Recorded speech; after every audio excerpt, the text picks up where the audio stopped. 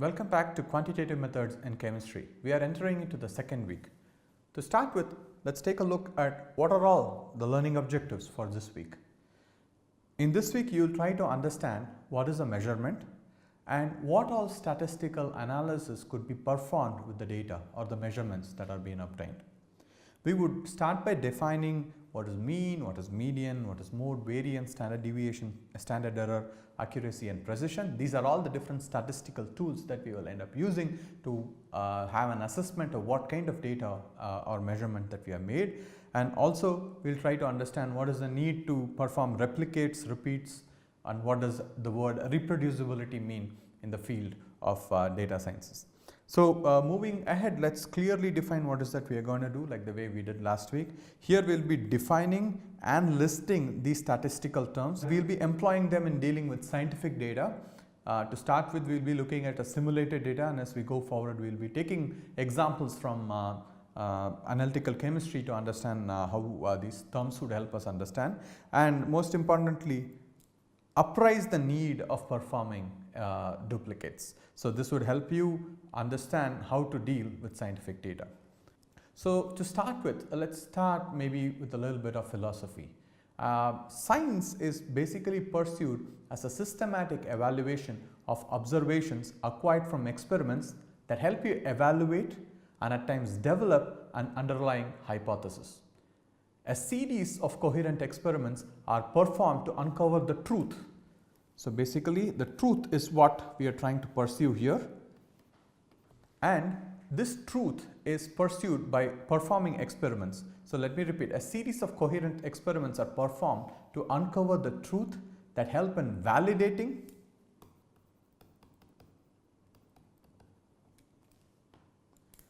supplementing,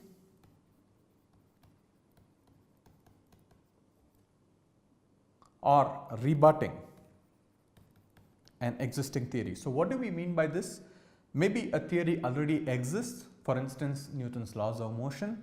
You could get some data to validate it, meaning that you perform experiments that tend to show all the data that is acquired in the new experiments agree with the existing theory, or it could be used towards supplementing an existing theory, which means that there are some missing gaps in a given theory and your data will help supplement and improvise the hypothesis towards making it a even more fulfilling theory.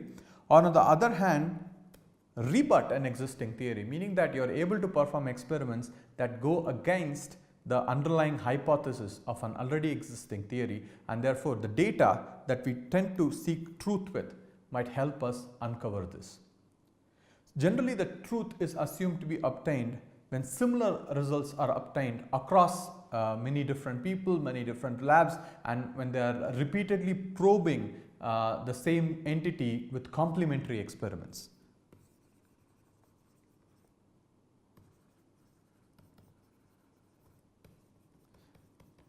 So basically the reproducibility, meaning that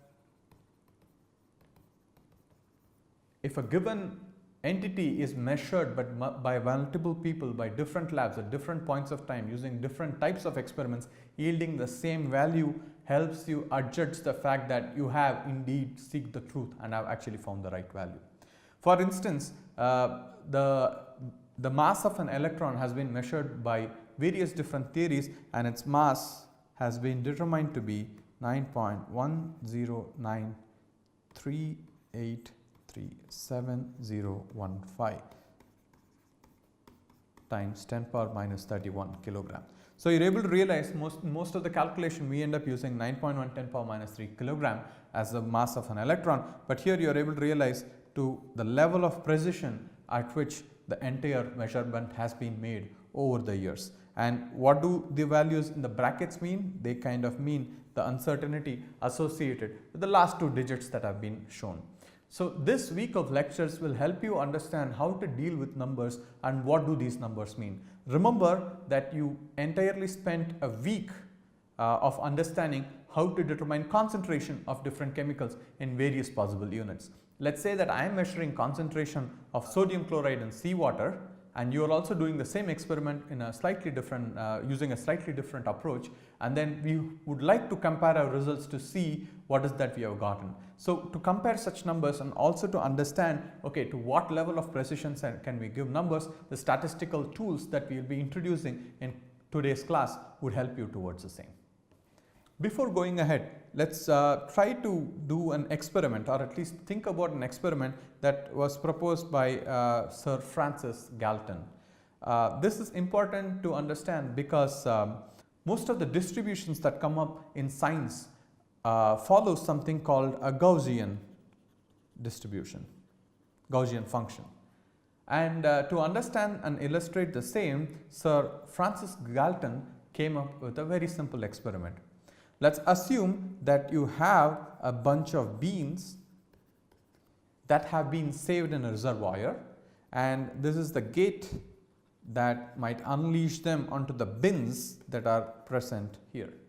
So let's say that you open the gate and the beans start to fall, of course due to gravity.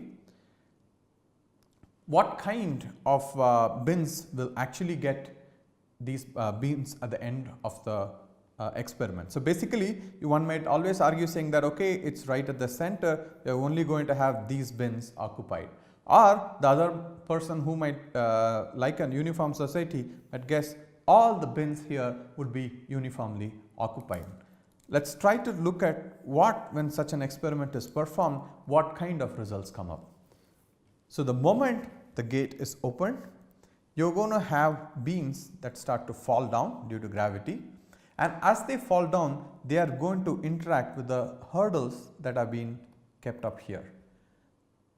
And while they are interacting, what is going to end up happening is that the beans could go on either side after their interaction with these hurdles.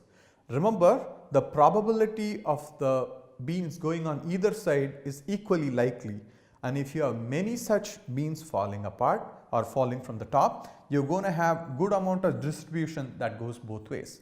But remember, as you start going to additional levels at the bottom, you're also going to have the beans that start to interact, and that's going to push things one way or the other, right? So what is this going to end up happening is to make the beans, as they start to fall apart, start disperse them across from the initial point that they started with. So basically trying to give an idea, instead of all the beans coming right at the center of where it was released, this is not going to end up happening. We are going to see what's going to happen when such an experiment is performed. When this is done, one is able to see the distribution that beautifully comes out looks like this, where significant portion falls from wherever the beans were released, but there are also bins that go farther away from where they were released, also populated, but the population keeps decreasing as you go farther away from the point of release. So this distribution you are going to quickly see is like the Gaussian function. So we are going to call it a normal distribution or a Gaussian distribution. Okay. All this is in terms of a pictorial representation. Why don't we take an example of the real Galton board?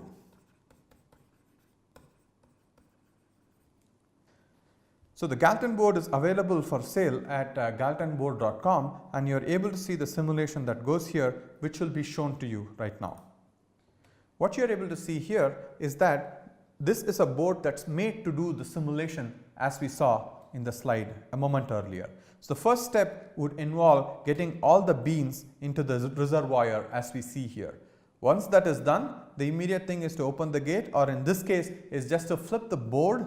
That will result in these given hurdles interacting with the beans that come about, and the bins that are given here would be populated as I had shown in the slides. So let's take a look at such a simulation. So now when you flip this, you are able to see the beans start to come off from the reservoir to these different bins, and you realize they get populated in different places. One thing that is important for us to note here is that from the point of release, most of the bins do end up occupying that spot, but you do see that there are bins that are much farther away, which ends up getting some of the beans as well. So what happens if we repeat this experiment? If you are able to see there's a certain kind of distribution there, let's repeat it again to just see whether we get the same set of distribution. And you realize there are subtle changes that ends up happening. So basically this is what I started the whole discussion with today. These are the kind of measurements we would end up doing in science, where you keep repeating a given experiment and try to understand, in this case, where did the beans actually fall off from. And you would be able to say, if you take the average of all these measurements, it will come at the peak of this Gaussian distribution, and you would say this is where the beans were released from in this Galton board. Let's define the Gaussian function.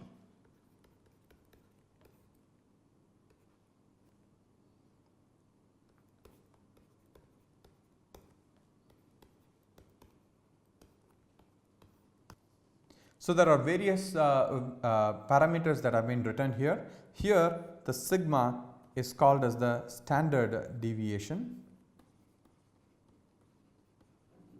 More precisely, the population standard deviation, and x is the variable and mu is the population mean or average. So now this function basically, when plotted, results in something that looks like this.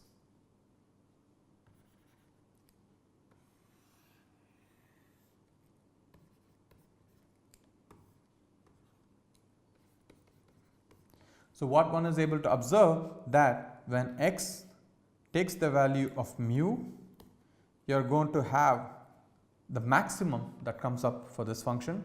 But as x starts to go away from mu, since you have an e power minus function, that's going to fall off on either side.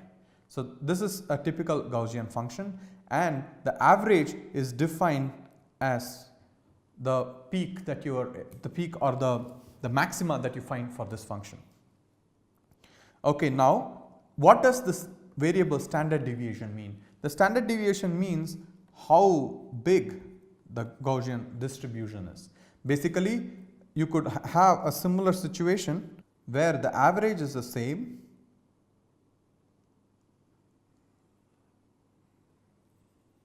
but the width is smaller. Of course, I am drawing the arrow at different places. This should be somewhere here. The width is smaller.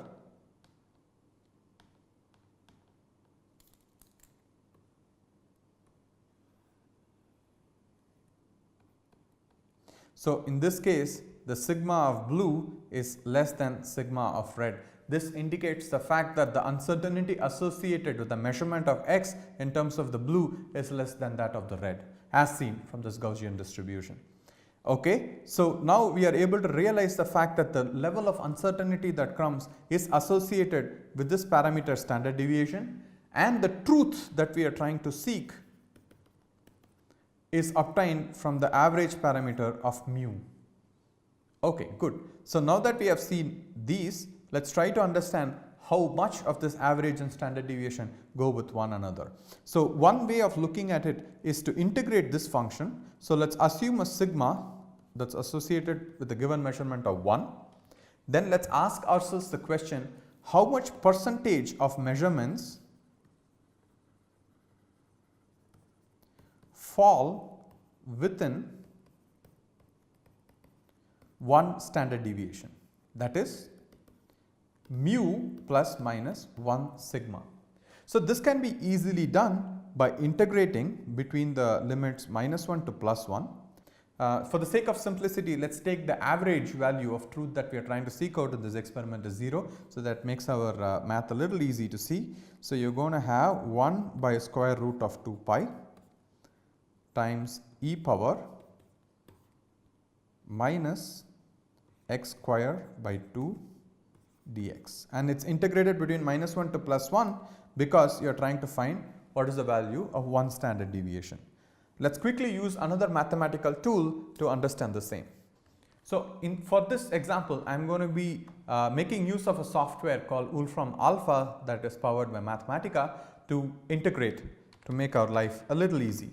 So integrate the function e power minus 0.5, which is 1 by 2 times x power 2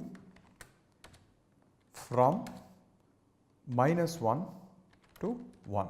So, this is nothing but the Gaussian function that we have defined, and of course, we have started by saying that the uncertainty or the standard deviation associated is 1 unit, which is what reduces to this, and of course, there is also a prefactor that goes as 2 star phi to the power minus 0.5, because this is nothing but 1 over of that. So, let us integrate it between the limits -1 to +1 to see what you get.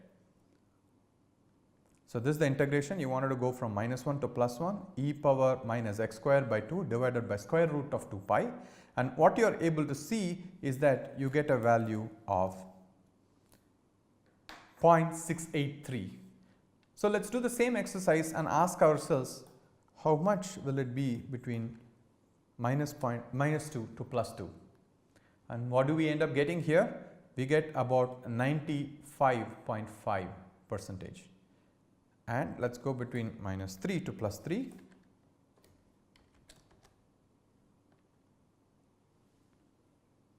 That ends up to be 99.7%. So, going back to our presentation, this we found to be somewhere equal to 68.3%. Of course, it is at 0.683, I am converting it to percentage. Between the limits mu plus minus 2 sigma comes up to 95.5%, we can call it 96%, and mu plus minus 3 sigma comes up to 99.7%. So, what one is able to observe here is that there are still 0.3% of your measurements that fall outside the 6 sigma, that is mu plus minus 3 sigma. There is 0.3% that falls out of this value distribution, and this is a very important point that one has to understand, that although your average gives you a good understanding, your standard deviation makes you even understand better if there is an outlier that comes into play. Almost every data point that we end up measuring in a very well set up experiment would make you understand what is the uncertainty that is associated with such a measurement. So, let us start with a few more definitions. We just defined what is the Gaussian function and how does the standard deviation affect the way the function looks. Basically, if you have a large standard deviation, the function is quite broad. On the other hand, if there is a small standard deviation, the function or the distribution is rather narrow, and this helps you understand what is the uncertainty associated with such a measurement. So, let us say you have a given number of data sets. Let us say x is the variable that you are measuring, and you have measured it, let us say n number of times, xi. This is the number of measurements that you make.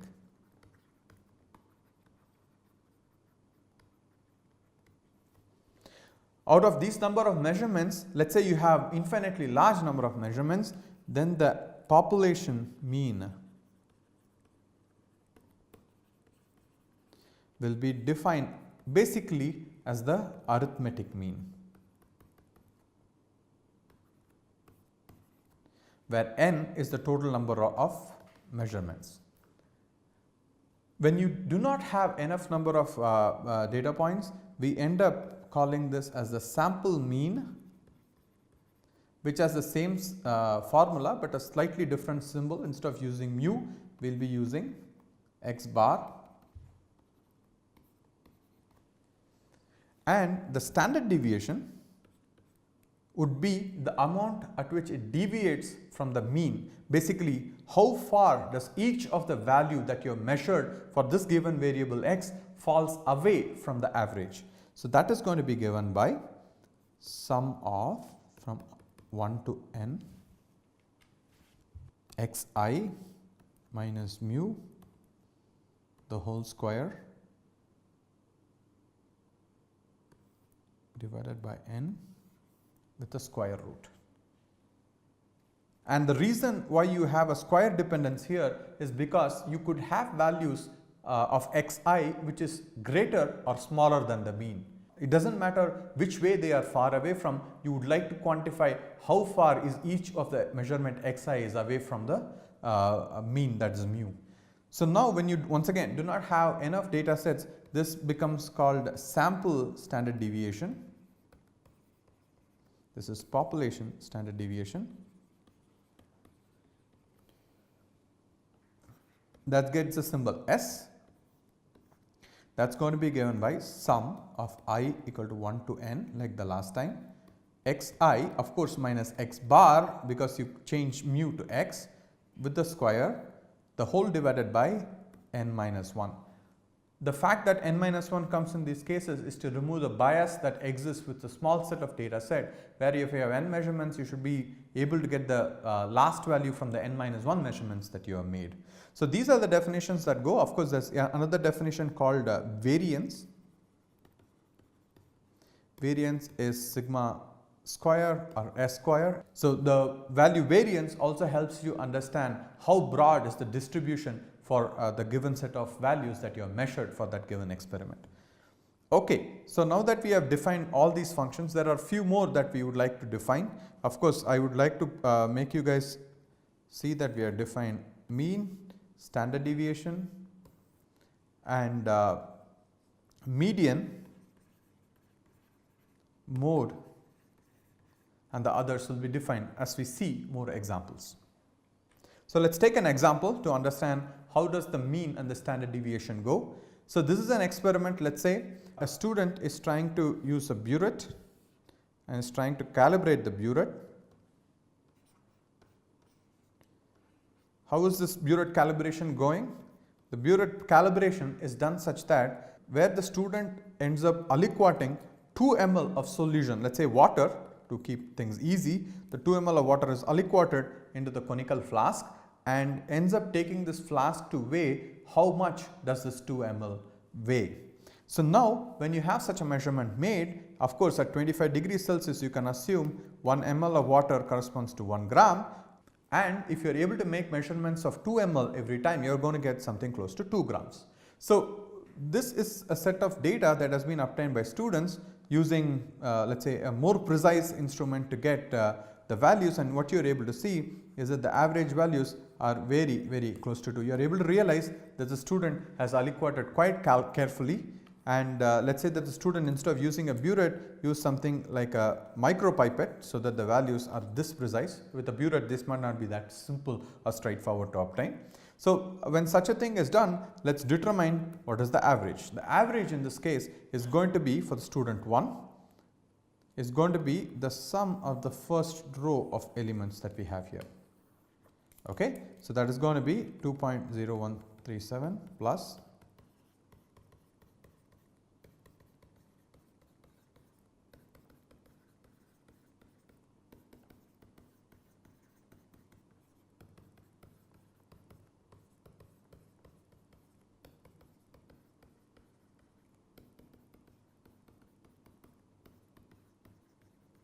divided by the total number of measurements. Since this involves 10 measurements, n equal to 10, this is the value that you are trying to look for. Let us quickly determine what that is. So that comes up to 1.99618. Of course, since we are giving only 4 digits, this has to be 1.9962. We will be looking at significant figures as we go forward. And then you have to calculate. So this is x bar. The next thing that we have to end up calculating is S, which is nothing but square root of, since you have only 10 measurements, the denominator is going to be 9, which is n minus 1. This is going to be 2.0173 minus 1.9962, the whole square.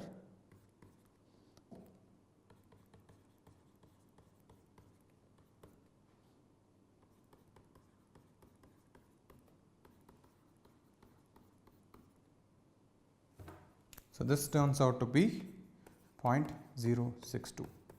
So what you are able to realize here is that the average mean value, the sample mean, comes up to be 1.9962 plus minus 0.062.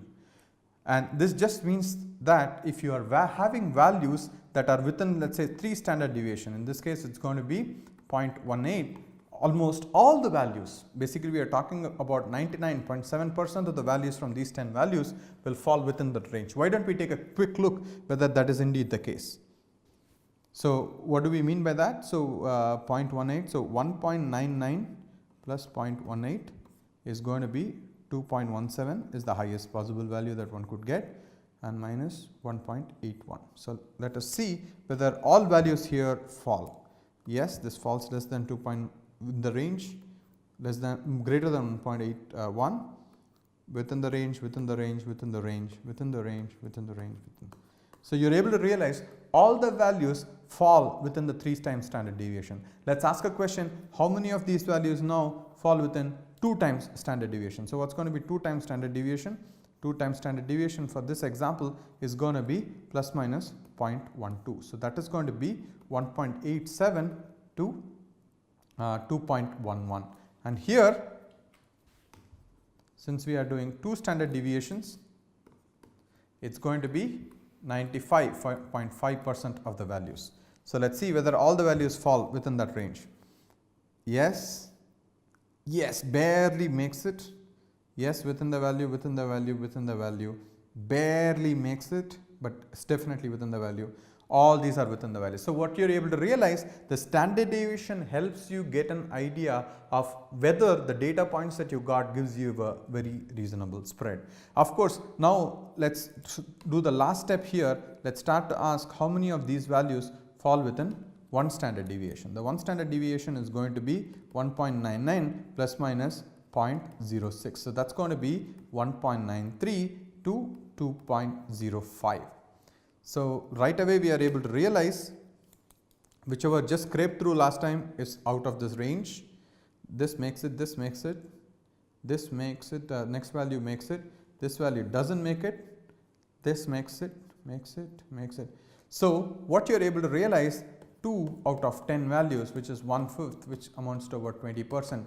So although we said only 69% of the values, meaning that about 30% could stay outside, you realize that within this data set 20% stays outside, and this comes up because of the fact that you don't have enough sampling to see the 30% falling out. If we had taken a little more set of data points, you're going to see about definitely 30% of these values that stay out.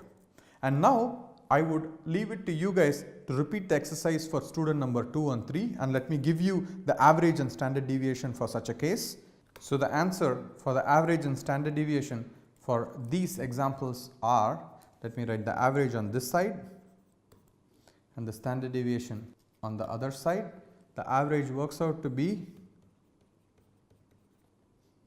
2.020, 1.9743, and the standard deviation, as we just saw in this case, is 0.062, the next case is 0.087, and in the last case is 0.109.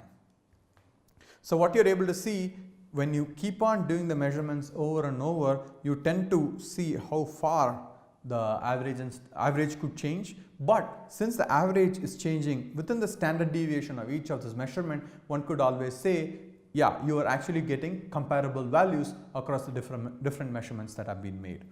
Of course, this doesn't finish the story. If you want to honestly seek the true value, you want to make infinitely as many measurements as possible. In the assignment, you're going to get an example where we are going to give data sets across 50 students, and we'll try to understand what is the average and the standard deviation, of course the sample mean and the sample standard deviation that has been obtained for these measurements. And in order to facilitate for us to understand how things go better, I've already started to plot it to understand how the histogram goes. This is the case where you have 10 data points and you get an average of 1.996 and a standard deviation of 0.06. And what you are able to realize here, the average stands here, a lot of the values are close to the average, but you are not able to see any entities that come within the 3 standard deviations, meaning that if it's going to be 0.18 to be the triple standard deviation, you still expect some points to exist here. But what you are able to see is that that doesn't happen, and most importantly, you actually do not see any data sets in this given bin. So the bin that we are talking about is the width that one chooses, and for this numerical simulation we chose a bin width of 0.05 units, and these are nothing but the same bins that you ended up seeing in the Gallout board.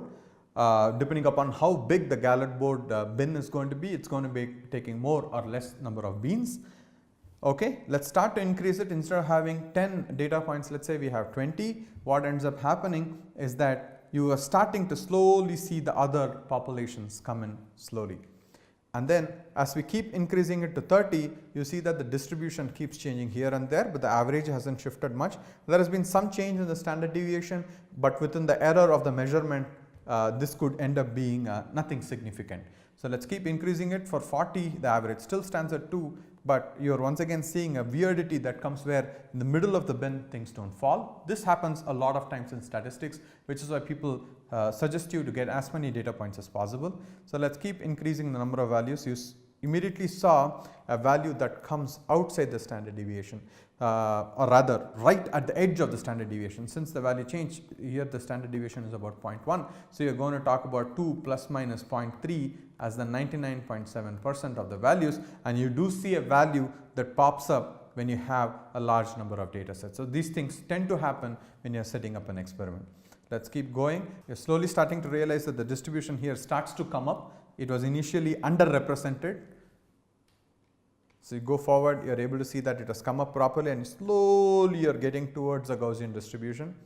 But as you increase the number of values, you are going to realize that standard deviation also changes much lesser than before. Previously changed from 0.06 to something like 0.08, 0.09 and higher, but now you are able to realize that it has saturated about at 0.09 as you increase the number of values of measurements. Let's keep doing this. Let's go faster. And when you have about 500 such measurements, so we had about 50 students who made 10 such measurements, you are able to nicely see a distribution that comes up, and you are able to realize what is the these were the standard deviations for 1 sigma, and you see about 60% of the values. This will be 2 sigma where 95% of the values go. This is one where in this case you are able to see all the 100% values, but if you increase this number to a much higher number, something like 5000, you will be able to see higher. This is what we are going to see in the example that follows right now. So let's do a numerical simulation to finish off this example. In order to exemplify the point that we just learned in terms of distribution and the measurement that goes with each other, I am going to perform a simple numerical simulation using the software MATLAB. And I am only going to briefly explain the code where all that we are trying to do is for two variables x and y. I will tell you why we are using two so that we can compare them before and after. We are going to be generating two variables x and y with a given average and standard deviation, which we have the power to change, and we will be seeing how the distributions change for such a simulation. And we are going to be relying on this mathematical software MATLAB to generate random numbers within the average and standard deviation, assuming a Gaussian distribution. So this helps us simulate many such numbers within a short amount of time, and of course we have the power to simulate the way we want to simulate, and finally plot it so that we can take a look at how such a distribution is. So let me quickly run this program, and the figure that you are seeing here on your screen right now is that the red is for the x variable while the green is for the y variable, and since I gave the same average and standard deviation, so for this measurement I used the average value of x to be 0, average value of y to be 0, and the standard deviation of x and y to be same, equal to 1 unit. So therefore what ends up happening is that you get a distribution that out of which both envelope each other, meaning that x and y envelope each other. So just to give an example of what happens when you change the standard deviation. Instead of having a standard deviation of 1, what happens if you have a standard deviation of 0.5? So let's simulate it again. So what ends up happening here is that you see that for the x variable, where we reduce the standard deviation by half, you are able to see that the width of this distribution becomes smaller. And not just that, you are also able to see that the intensity or the number that comes on the y axis is higher for the red than for the blue. So basically this makes sense, since the area under the curve for a Gaussian is constant for these two. Therefore what is going to happen if you are going to reduce the width, the height has to increase. Okay. Now that we have seen it, why don't we exemplify this fact further? I am going to reduce the standard deviation of x from 0.5 to 0.1. So basically we started with 1, now we are 1/10 the standard deviation. Let's quickly simulate. What you are able to realize is that for the red, which is in the background, the width is much lesser than that of the green. So basically here you can say the green measurement, that is y, has more uncertainty associated than with the x measurement. So let's also simulate a few small changes that come up. Let's say we switch the average. I'm switching back the standard deviation of both to 1.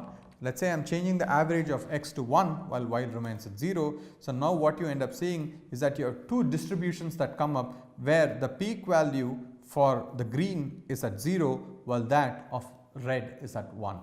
So what ends up happening here, you still have some values that are on top of each other. Basically there is an overlap between these two distributions. This indicates that these two variables are not very different from each other. You cannot say they are same like in the previous example, the same average and standard deviation, but one is able to understand the fact there is some overlap, meaning that these two variables are not different from one another.